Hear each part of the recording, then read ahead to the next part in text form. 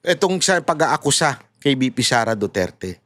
Ngayon, yung nag-aakusa naman sa'yo, na binigyan ka daw nila, di umano, allegedly, nasa kanila naman yung burden of proof para patunayan na binigyan kanila. Binigyan kanila. Tama. You understand? Kaya nga, stupid itong suggestion mo. Bakit? Hindi si BP Sara Duterte ang may burden of proof. Ano ibig sabihin ng burden of proof? Yung responsibilidad na magpatunay. Wala doon sa inaakusahan. Kung hindi doon sa nag-aakusa, ikaw yung nag-aakusa. Di ba inakusahan mo doon sa Committee on Justice at sinabi mo, oy, tumatanggap ito, pinangalanan mo pa nga, pati nga si Kitty nandun. Ilang taon pala si Kitty nun, batang-bata pa lang siya nung sinabi mong yun. Tumatanggap na kaagad mula sa mga drug lord, kung sino-sinong pinangalanan mo dun. Ang burden of proof nasa iyo. Kaya nga sabi ni BP Sara Duterte, ang tagal-tagal na niyan. That's what she meant dun sa sinabi niyang, dekada na yan. Bakit hanggang ngayon, hindi ka pa naglalabas ng ebidensya? Patunay. Hanggang ngayon, wala ka nilalabas na patunay. Gusto mo ako magpatunay? Naging ilongga na si BP Sara Duterte.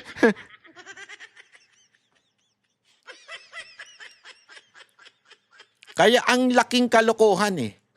Yung SALN, una, hindi naman sa ombudsman lang. Pangalawa, yung AMLAC, pinaliwanag ko na rin sa inyo anong dahilan doon sa AMLAC. Diba? Pinaliwanag ko sa inyo kung bakit ganun lumobo yun. Pangatlo, itong akusasyon ni Trillanes na tumatanggap daw kung saan-saan. Wala ka naman pinresentang ebidensya.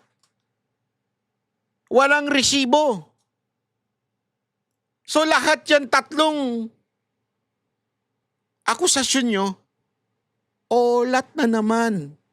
Olat.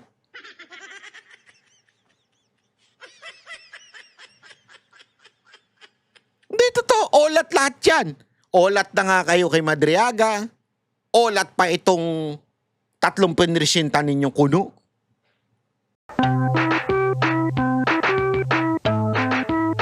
Trillanes. Naku po.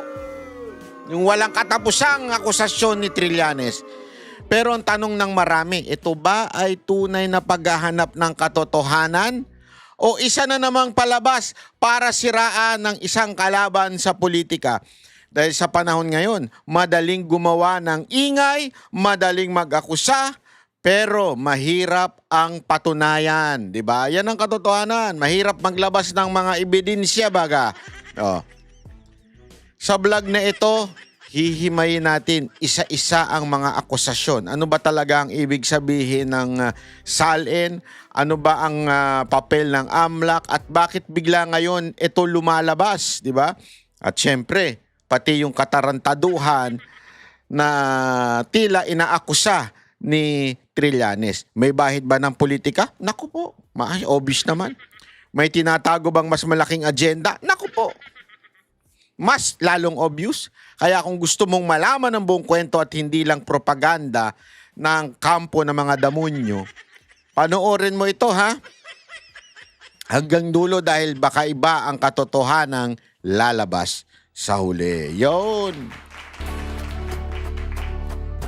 Alam nyo mga kababayan ha, itong araw na ito ay napaka-importante kaya dapat kumapit lamang kayo sa inyong mga upuan at atin pong ipapaliwanag sa inyo ano ba talaga ang nangyayari dito sa Kamara de Representante. Kasi alam mo ha, biglang naging korte na sila ngayon. Supposedly magkaroon lamang ng probable cause. Pero tila hindi probable cause ang gusto nilang makuha. Tila akusasyon. Kasi when you say probable cause, based on the impeachment complaint. Sa madaling salita mga kababayan, base lamang doon sa isinagmit na complaint. Hindi maghanap ng ebidensya, hindi kumuha ng ebidensya, hindi maghanap pa ng iba pang wala naman doon sa impeachment complaint. Malinaw po yan. Kasi tila ang nangyayari ngayon, kahit wala doon o hindi naka-attach doon sa impeachment complaint, ay pilit nilang kinukuha sa mga ahensya ng gobyerno. Sa madaling salita, mga kababayan, pinapa-impeach nila ang tao sa katauhan ni VP Sara Duterte, ngunit wala namang ebidensyang mga naka-attach. Nakikita ninyo? Kasi dapat may ebidensyang naka-attach. Kaya nga, impeachment complaint. Sa Tagalog, yung complaint, reklamo. Kung isang tao ay nagre-reklamo, dapat meron siyang ebidensya agad-agad naka-attach. Ano ba yung nirereklamo mo? Ano ba yung, bakit mo ba siya pinai-impeach? Ano yung nirereklamo mo? Wala ho doon. Basta lang nagbanggit sila ng kung ano-ano, tapos tsaka pa lang sila kumukuha ng ebidensya. Yan nga po yung inirereklamo ng isang congressman na si Congressman Marcoleta, yung anak po ni Rodante Marcoleta. Inirereklamo niya, sandali. Wala namang naka-attach dyan na SALN. Wala namang naka-attach dyan na bank account. Wala namang naka-attach dyan na sa AMLAC. Bakit ngayon nyo lang hinihingi? Hindi ho kasi ito investigasyon. Hindi ho sila nag-iimbestiga. Sila'y dapat bilang Committee on Justice sa Kamara, dapat titingnan nila, ito bang pinirisinta sa amin ay may sapat upang iakyat sa plenaryo o wala? Yung ipinirisinta sa kanila, abay mga text laang. Walang itong ebidensya, walang nakalakip na kahit na anumang patungkol sa SALN. Hiningi pa po nila. Pinatawag nila BIR, pinatawag nila Ombudsman, pinatawag nila AMLAC, tsaka pa lang po sila humingi. Kaya nga ho doon pa lang sa simula, mali na kagad yung proseso. Sa katunayan, it has to be questioned by the lawyers of VP Sara Duterte.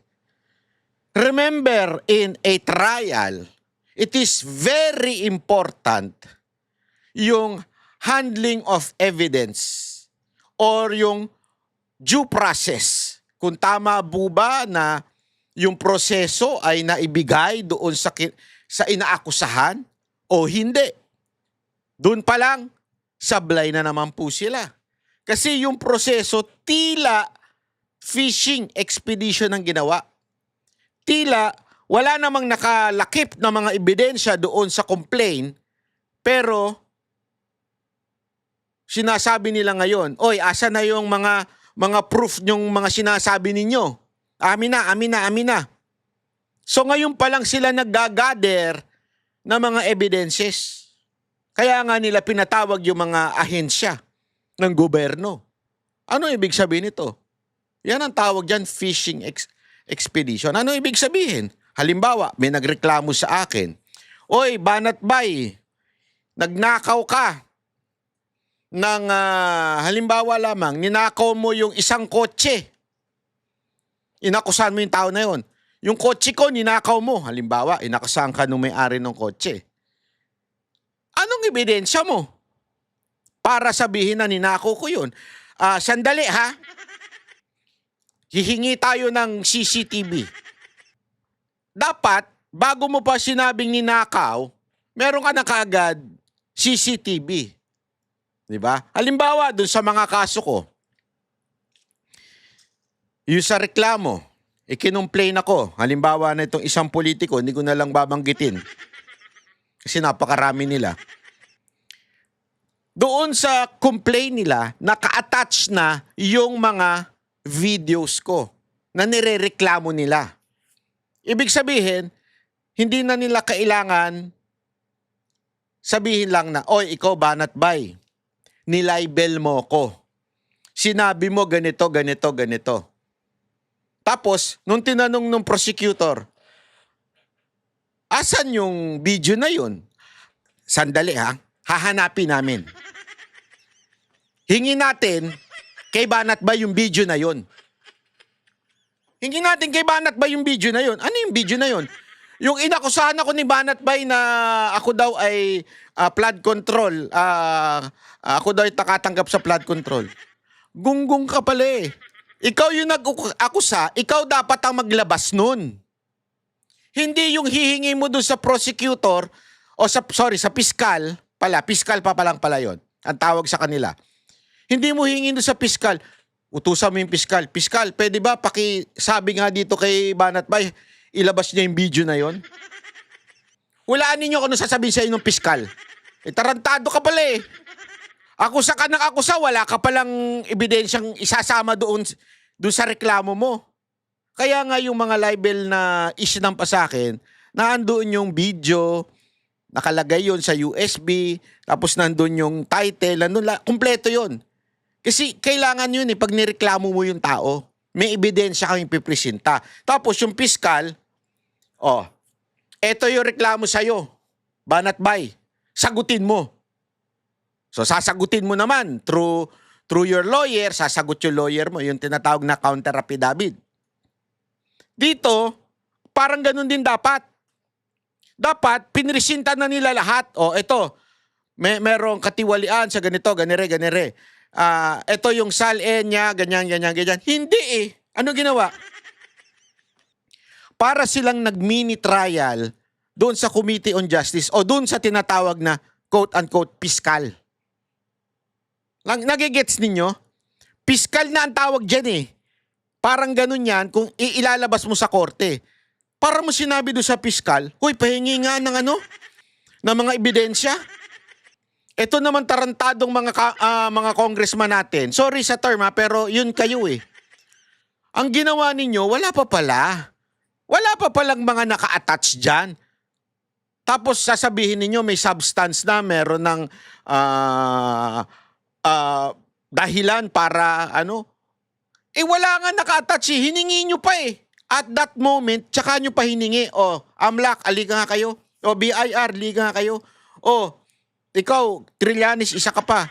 Aliga nga kayo, ibigay nyo nga sa amin ngayon yung mga ebidensya nyo. Ang tawag na dyan, trial. Kaya nga, di ba, yan na sinasabi mini trial na yan. Kasi, ang labo nung ganong klaseng usapin. Ang labo ho nun. So, dyan pa lang, maling-mali na yung prosesong ginagawa ng Kamara. Eto tanong, mga kababayan. Bobo ba yung mga yan? Hindi. Ba't nila ginagawa? Hindi ako sa naniniwala ko Marami namang hindi bobo dyan eh. Nagbobobobobohan. Pero bakit nila ginagawa ngayon? Alam nyo kung bakit? Alam kasi nila na walang mangyayari sa impeachment na ito dahil lahat ng mga inaakusa kay VP Sara Duterte ay sablay. It's either fabricated, it's either malicious, or talagang peke. Halimbawa na nga lang kay Madriaga eh. Kita natin, di ba? Pansinin ninyo. Palpak sila kay Madriaga. Lipat sila ngayon sa ibang issue. SALN, AMLAC. Kasi nga palpak eh. Nakikita ninyo? So, anong ibig ko sabihin? Simple lang. Alam nilang walang mangyayari sa impeachment na ito. Maaari, baka nga sabi nung iba, baka nga doon pa lang sa Kamara, wala nang bumoto dyan. Hindi na umabot doon sa ina-expect nilang numbers. Baka, sabi. Pero posible rin naman, ma-impeach na dyan sa Kamara si VP Sara Duterte, pero pagdating sa Senate, sunog lahat ng kanilang ebidensya. Bakit? Yan ang ating pag-uusapan ngayon. 'Di ba? Halimbawa na nga lang po yung kanilang akusasyon regarding doon sa SALN, 'di ba? Yung sa SALN, ipakita natin ito. Pakita lang natin yung akusasyon kay VP Sara Duterte para mas mas maunawaan Sa natin. isang binusisi ng mga kongresista ang SALN o dokumentadong yaman ni Vice President Sara Duterte sa Kamara. Kaugnay pa rin ito ng aligasyon sa impeachment na may nakaw na yaman umano ang bise. Para sa iba pang detalye mula sa Batasang Pabansa, may express report si Marian Enriquez. Marian, saan ba sumentro ang hearing? Anong nailahad dyan? Yes, Ruth, sa muling paggulong ng impeachment hearing ni Vice President Sara Duterte sa House Committee on Justice, sumentro ang diskusyon sa alegasyon ng umano'y unexplained wealth ng bise at umano'y hindi na pagdedeklara ng mga ari-arian sa kanyang SALN. Simula pa lang ng hearing, may patutsada na agad ang chairman ng komite na si Representative Jervy Luistro kay VP Sara na absent ulit sa hearing. Pakinggan natin itong kanyang pahayag. Kung ayaw humarap ng Vice-Presidente, hayaan natin na ang mga numero ang magkwento. Sa pamamagitan ng mga numerong ito, malalaman natin ang tunay na pagkatao sa likod ng posisyon. Diyan pa lang. Alam mo, ganito kahina ang utak nitong babaeng to eh. Diyan pa lang, lumalabas na kaagad yung pagkiling mo. Pinipresenta nyo pa lang yung mga ebidensya, diyan pa lang kumikiling ka na sa statement mo. 'Di ba? Paano mahuhusgahan ng tama yung mga ipinipresentang supposedly ebidensya na wala rin naman kung yung mismong head, ito kasi ang head ng chairperson ng House Committee on Justice siyang head. So dapat dyan pa lang, hindi ka bias. Dapat we would listen. Dito pa lang, para ka na nga nangangampanya. Dito pa lang, halatang propaganda niya yung ginagawa ninyo dyan. Dyan, nabuking ka na kagad eh. Nabuking na kagad yung ginagawa niyo dyan sa kamera eh. Siya ba ay tunay na public servant o isa pa lang private billionaire? Samantala, unang sumalang ang pagbusisi sa Statement of Assets, Liabilities and Net Worth o SALN ng BISE. Present si Ombudsman Boying Remulla at ang Central Records Division Office. Dito inisa-isang kinumpirma ang bawat total net worth ng BISE sa mga taong siya ay nasa public service mula 2007 hanggang 2024. Taong 2007 nang magsimula si VP Sara bilang Vice Mayor ng Davao City. Meron siyang higit 7 million pesos na total net worth at nasa 2 million pesos na cash on hand. Mula 2007 hanggang 2018, nagdedeklara ang bise ng cash on hand o bank deposit sa kanyang SALN na umabot sa 3.795 million pesos. Pero simula 2019, tumigil nang magdeklara ang bise ng detalye sa kanyang cash hanggang 2024. Kinumpirma ng Ombudsman na ni 5 walang cash declaration ang bise. Pakinggan natin itong reaksyon dyan ni Congressman Chua. Pakinggan nyo to ha, pakinggan nyo to. Ito, propaganda. Ito si Chua, magaling din magpropaganda to eh. Magaling tumahol to eh. 19 at 2024, kahit na 5 po, wala po siyang dineklara na cash at saka cash on hand. Ito, tingnan nyo yung tanong ha, wala po ba siyang dineklara? Kasi inaano nila yung blanco eh. Okay? Yung blanco, tingnan nyo yung sagot. Sasagutin niya ba ng diretso at sasabihin niyang walang dineklara? Tingnan niyo. Po ba? Based on the submitted SALN, Your Honor, wala pong nakalagay na cash on hand or bank deposits. Kahit 5 po? Wala pong nakalagay, Your Honor. Hindi wow. Oh. Doon pa lang alam mo na eh. Propaganda eh. Obvious na obvious eh. Pero alam mo mga kababayan, kasi kung aalamin mo, ang SALN ay hindi naman po ito sa ombudsman lang sinasagmit. Para lang sa kaalaman ninyo, marami hong pinagsasagmitan yan. Maaari nga rin sa Civil Service Commission eh. Pero sinasabi lang nito, yung kaya nga yung papansin ninyo yung ombudsman, yung si Madam, sagot? Hindi siya masyadong makadiretso ng sagot. Basta yung sa amin, ang sinagbit, medyo may blanco lang. 'Di ba? Hindi niya masagot eh. Kasi kung ang totoo niyan, hindi naman po diyan lang sa ombudsman. 'Di ba? Hindi lamang naman po sa ano yan eh. Karaniwan ito sinusumiti sa mga opisinang may jurisdiction sa kanila. Hindi lang naman po sa ombudsman yun. Maaring sa iba din. Kaya nga, dito magtataka ka, ngayon pa lang nila kinuha yung SALN. Pero ginamit na nila yon doon sa impeachment complaint. So wala pa pala silang kaalaman na meron discrepancy dun sa SALN, and yet ginamit na nila sa impeachment complaint. Ngayon, naghahanap sila ng butas. Di ba? Kaya nga ang tawag dyan, fishing expedition. Humarap din sa pagdinig. Bruce, humarap din nga sa pagdinig yung Executive Director ng Anti-Money Laundering Council o AMLAC na si Attorney Ronald Benaventura. Dito inilahad niya yung mga pinakukuhang dokumento ng mga suspicious o yung mga kahina-hinalang galaw ng mga transaksyon at covered transactions o yung mga lagpas sa 500,000 pesos na transaksyon mula sa mga inireport ng mga bangko ni Vice President Sara Duterte at Ito pa yun eh. Ito pala yun eh. Mukha pa lang, alam mo na eh. Mukha pa lang eh.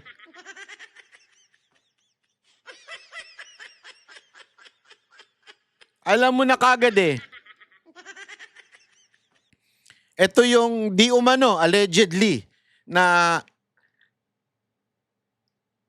kasi meron ako nakitang video eh. Ito news yun, yung video na yun. Siya talaga yung ano eh, di umano daw eh, dating doon, ngayon, biglang, I think, 1 week or 8 days, biglang pinalitan agad-agad yung sa AMLAC. Ito yung pagmumukhang pinalit dun. Yeah? Tapos, matindi yung akusasyon, matindi yung sinasabi nito. Pero bago yan, ito lang ipasok ko lang po. Yung pagdating po sa SALN, ay hindi naman po automatic sa Office of the Ombudsman sinasagmit. Meron pa pong hindi lang ho ito dito isinasagmit. Kaya nga, alam mo, yung pagsagot ni ate na ombudsman, yung si babae, hindi siya makasagot ng diretsyo. Kasi maaari, hindi lang naman sa kanya. Maaaring sa iba pang opisina, maaari kasing sa iba eh. So, dito makikita mo talaga mga kababayan na naghanap lang sila ng butas para maiano kay VP Sara Duterte. O ito, panoorin pa natin to ha. asawa niyang si Attorney Man Scarpio. Lumabas sa report ng AMLAC na may 313 covered transactions at 17 suspicious transactions ang naitala sa mga accounts ni VP Sara na nagkakahalaga ng aabot sa 3.77 billion pesos. Habang ang asawang si Carpio nagtala ng 317 STRs at 16 na CTRs. At ang total amount diyan ay 2.99 billion pesos. Pero ang kabuang involved na amount ng mag-asawa na pinuna ng COA or ng AMLAC ay nasa higit 6. Ito sa AMLAC, explain ko lang sa inyo ha. Kasi dito rin yung sinasabi nilang suspicious transactions. Punta kayo ng bangko. Kayo mismo pupunta kayo ng bangko. Punta kayo. Bukas din. O mamaya, punta kayo. Mag-deposit ka ng 500,000. O di kaya 600,000. Tapos, bukas uli, punta uli kayo. Mag-deposit uli kayo ng 600,000. Sa susunod na araw, pumunta uli kayo, mag-deposit uli kayo 600,000. Walang pinipresentang dokumento. Suspicious yan. Suspicious na kagad yun. Naintindihan natin? Even if legit. Halimbawa, kumikita ka sa YouTube ng 600. Yung una, itinago mo, hindi mo kagad inilagay. Ngayon, naipon sa'yo, dineposit mo. Ayaw mo ipakita yung dokumento mo. Kung saan mo nakuha yun. Suspicious na. Kasi meron nakalagay dun less 500 pataas, kailangan na ng dokumento Kailangan na ng masabi mo kung saan galing yung pera na yun. Napaka-importante ng privacy dito. So, maaari, kasi tandaan ninyo etong amount na to, yung 3.7, hindi ko nga maintindihan bakit tinotal. Eh, hindi naman impeachable si Manscarpio. Bakit pati siya isinama dyan? Porket asawa, still, ang ini-impeach si BP Sara Duterte, so dapat ang pinag-uusapan lang si BP Sara Duterte. Diba? Oh. Anyway, ito ang isa pang issue dyan. Aside from the suspicious, ay, madali naman po yan suspicious na anything na gawin mo beyond the 500,000, pwedeng magkaroon ng quote-unquote suspicious, but it doesn't mean it's criminal. Tinawin natin hindi porket suspicious ang isang deposit mo. Malay mo ako, halimbawa ako, pag nag-deposit ako, di ba? Nakabenta ako halimbawa ng relo. Tapos gusto ko i-deposit. Di ba? Eh, sa bentahan ba ng relo, meron bang pirmahan pang magaganap? Wala naman eh. Di ba? Wari, benta ko ito. Di ba? Magkano yan? Oh, lalagpas siya na 500. So pag binenta ko ngayon yan, meron ba kaming kasunduan nung pinagbentahan ko? Eh ngayon gusto ko ipasok ng bangko. Suspicious na yun. Illegal ba yung ginawa ko? Hindi. Tindihan natin. Pangalawa, yung sinasabi nilang total amount involved. Always remember this Always remember this. Ganito ang pagtatalaga ng AMLAC. Halimbawa, 1,000 pesos, dineposit mo. Magkano laman ang bangko mo? 1,000 pesos. Kinuha mo yung 1,000 pesos. Magkano laman ang bangko mo? Wala na. Kasi kinuha mo yung 1,000 eh. Pero sa AMLAC, 2,000 pesos na yun. Ganon ang computation ng AMLAC. So halimbawa, 1,000,000 ang dineposit ko. Tapos kinuha ko 1,000,000. Ay, kailangan ko pala. Magkano naman ng bangko ko? Wala. Kasi kinuha ko din. Magkano na ngayon ang nasa ang tingin ng AMLAC doon? 2,000,000 na yung total. Tandaan niyo to transaction. This is not equivalent to magkano na ang laman ng bangko mo. Ulitin ko. Tingnan ninyo ito. Ang AMLAC na to, transaction po ito. Labas-pasok. So kung may time deposit ako, halimbawa may time deposit ako ng 10 milyon, dineposit ko 10 milyon time deposit. Tumubo na siya after 3 years o 5 years. Sabi mo na 5 years. Tumubo na siya. Naging 10 time deposit ko, halimbawa 5 years lang Tumubo na siya, naging 10,300,000. Halimbawa lang. Ito'y estimate lang. Naging 10,300,000. Eh gusto ko pang i-deposit uli. Bakit? Kasi gusto ko pa yung tumubo uli eh.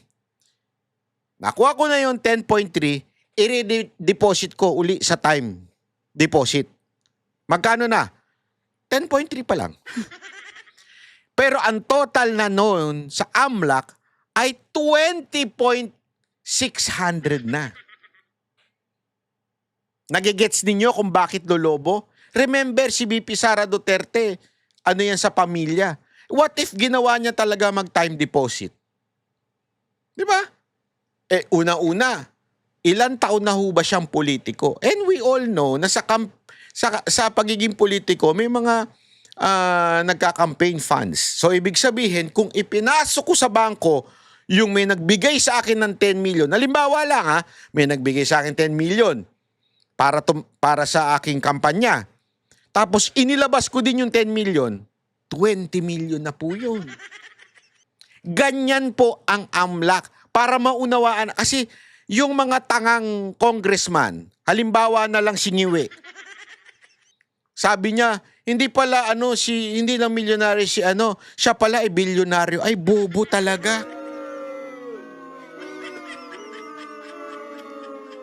Eh baka nga ako, milyonaryo na rin eh.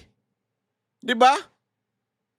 Ito walang biro. Baka milyonaryo na rin ako eh. Kasi sa labas-pasok ng pera eh. Lahat yun counted. Tandaan niyo, transaction po yan Anything na ipasok mo sa bangko, anything na may maibenta ka, na lupa. Halimbawa, bumili ka ng lupa, may bahay ka. Magkano yun? 15 million yung bahay mo na yun, kasama yung lupa. Oh. Tapos, i-deposit mo. 'Di ba? Tapos, nilabas mo uli para bumili ka ng bago, tapos ininegosyo mo na naman. Bawat transaction, kaya nga ayan, no, covered transaction po yan. So, every time na nagtatransaction ka, ayan po ay nagtototal. Total amount involved. But it doesn't mean total amount in the bank. Kaya yung mga congressman na tatanga-tanga dyan, hindi lang kayo tanga, stupid pa kayo.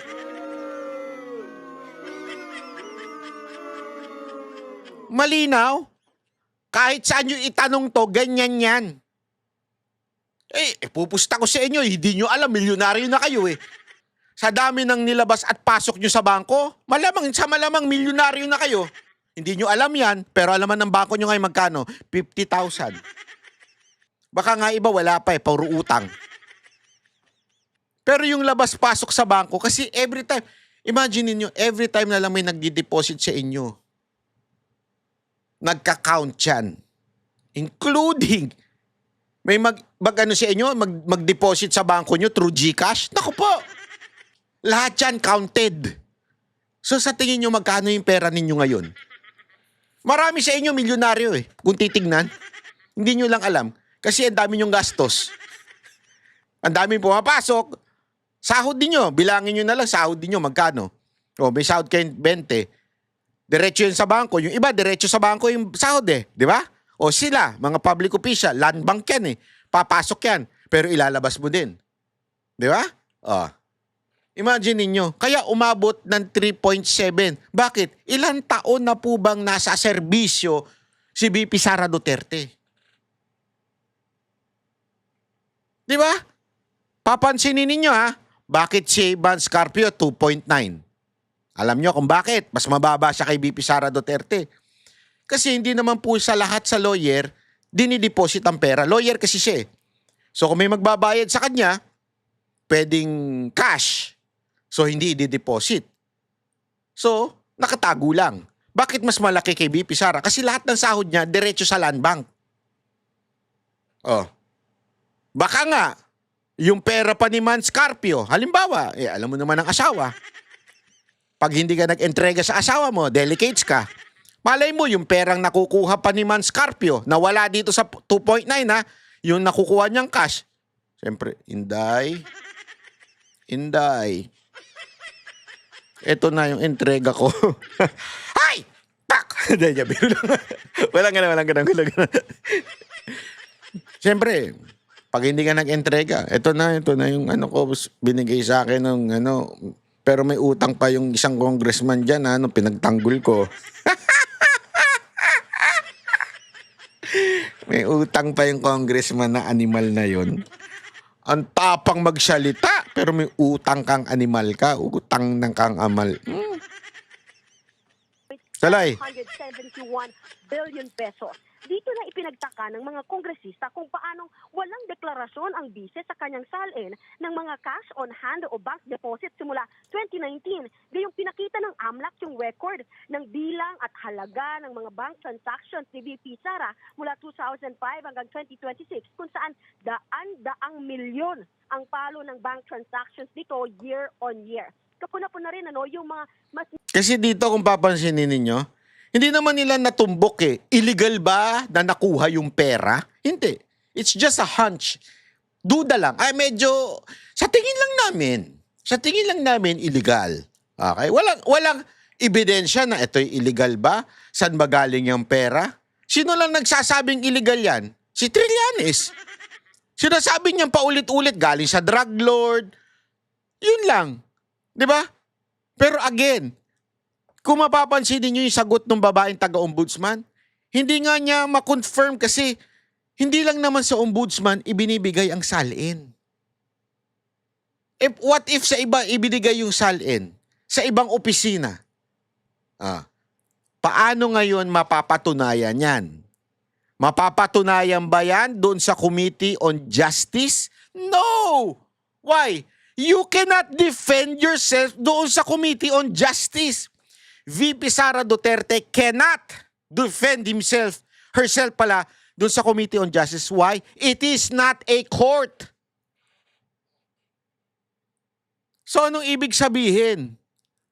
Kaya nga kung papansin ninyo, how can the defense lawyer o yung mga lawyer ni VP Sara Duterte can answer an impeachment complaint na wala pang mga evidence nung kanilang mga akusasyon? How can they answer that?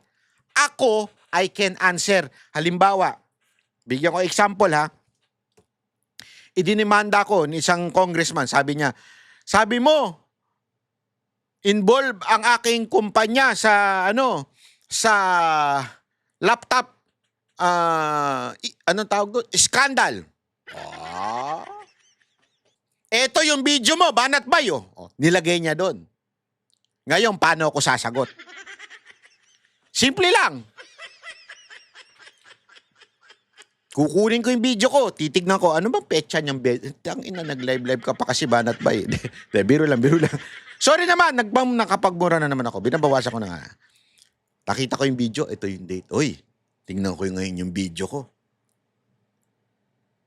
Sinabi ko naman dito na sabi ni Villanueva, involve yung kumpanya mo.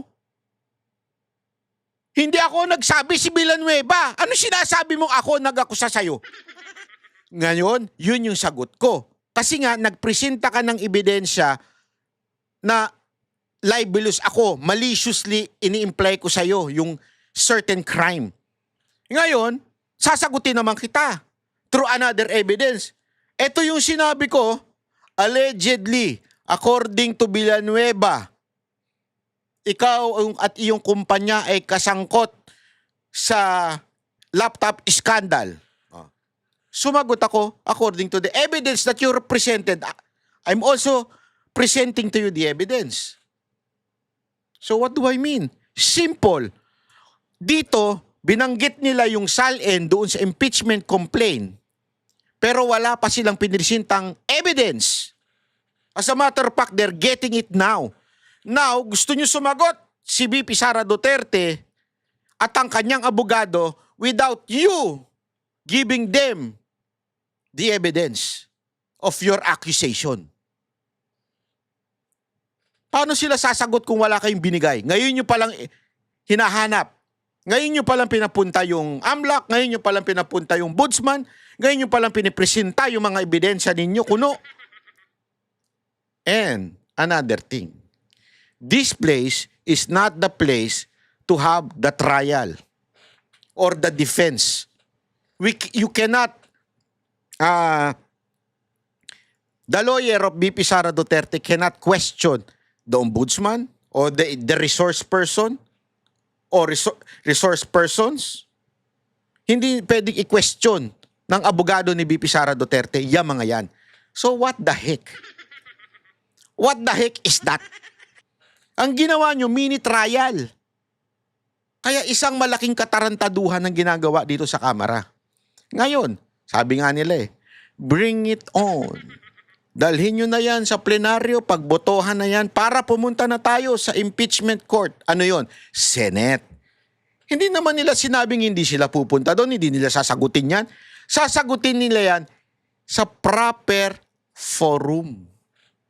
And the proper forum is not that stupid committee. The proper forum is the impeachment court. Ano yon? Senado. Kaya nga katarantaduhan po ito. Sa totoo lang, katarantaduhan.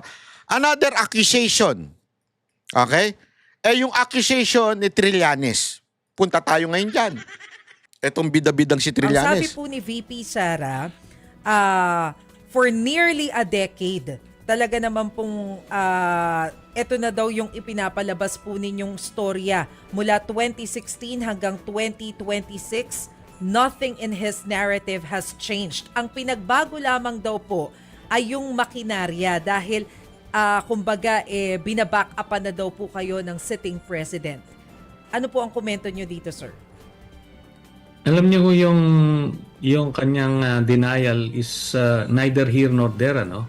Kasi general denial 'yan at wala yang value compared dun sa mga overwhelming evidence na naipakita. Dapat ang pag-refute niya nitong mga ebidensya na naipresenta kahapon ay magpirma siya ng waiver niya at bank waiver niya para sa ganun i-disprove niya na hindi totoo yan. Now, patutunayan ko sa inyo na this person is really stupid. You know why? Para daw mapatunayan na hindi totoo yung mga sinasabi doon sa mga pinresinta nila. Especially yung pinresinta nito na tumatanggap ang pamilya Duterte, kasama pa nga si Kitty doon, from the drug lord. Alam mo, ang sabi niya, para mapatunayan ni VP Sara, bakit di siya magpirma ng waiver? How stupid is that? Sorry that kind of logic is the most stupid logic ever. You know why? You have the responsibility to prove your accusation. The benefit of the doubt ay na kay VP Sara Duterte. Ibig sabihin, hindi si VP Sara Duterte magpapatunay na wala siyang kasalanan. Ang magpapatunay ay kayong nag-aakusa sa kanya. So you don't say, I will sign the waiver. You don't say na, oy VP Sara, mag-sign ka nga ng waiver para mapatunayan mong wala kang kasalanan. Kayo ang nag-aakusa. Kayo ang may bigat na magpatunay na may kasalanan si BP. Hindi yung si BP Sara Duterte patutunayan niyang inosente siya. Dahil nasa sa inyo yung bigat ng pag-aakusa. Nasa sa inyo ang bigat na magpresenta ng ebidensya. Bigyan kita ng example, Trillanes, ha? Bigyan kita ng example. Inakusahan ka nung mga ex-security ni Zaldico. Sabi nila, nakatanggap ka daw. Sabi nila, ha? Hindi ako. Allegedly, nakatanggap ka daw. Sabi ni mga security dating security ni Zaldico ng mali-maletang pera para daw dun sa ICC or something. Sabi nila yon. Okay. Ngayon, sabi mo, hindi totoo yan. That is not true. Sumagot ba yung mga ex-security ni Zaldico o di kaya yung kanilang abogado na si Attorney Baligod at sinabi niya, if it is not true, can you sign a waiver of your bank account?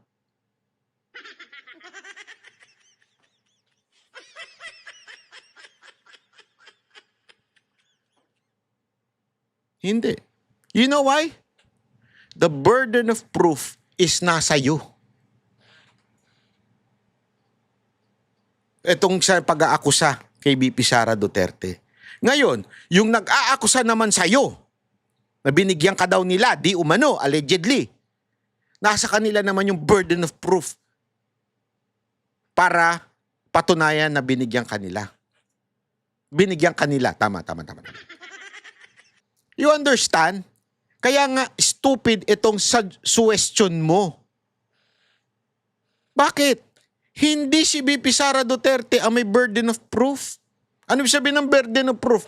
Yung responsibilidad na magpatunay. Wala doon sa inaakusahan. Kung hindi doon sa nag-aakusa, ikaw yung nag-aakusa. Di ba inakusahan mo doon sa Committee on Justice at sinabi mo, oy, tumatanggap ito, pinangalanan mo pa nga, pati nga si Kitty nandun. Ilang taon pala si Kitty nun, batang-bata pa lang siya nung sinabi mong yun. Tumatanggap na kaagad mula sa mga drug lord, kung sino-sinong pinangalanan mo dun. ang burden of proof nasa iyo. Kaya nga sabi ni VP Sara Duterte, ang tagal-tagal na niyan. That's what she meant doon sa sinabi niyang dekada na yan. Bakit hanggang ngayon hindi ka pa naglalabas ng ebidensya? Patunay. Hanggang ngayon wala ka nilalabas na patunay. Gusto mo ako magpatunay? Naging ilongga na si VP Sara Duterte.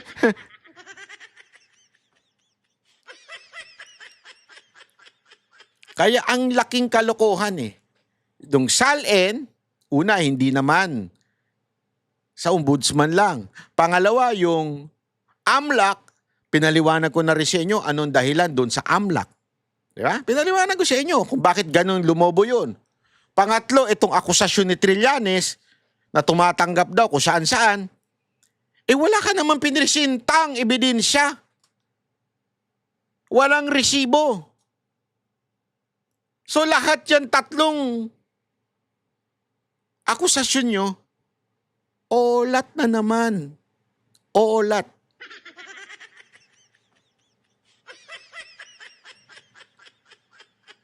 Hindi totoo. Olat lahat yan. Olat na nga kayo kay Madriaga.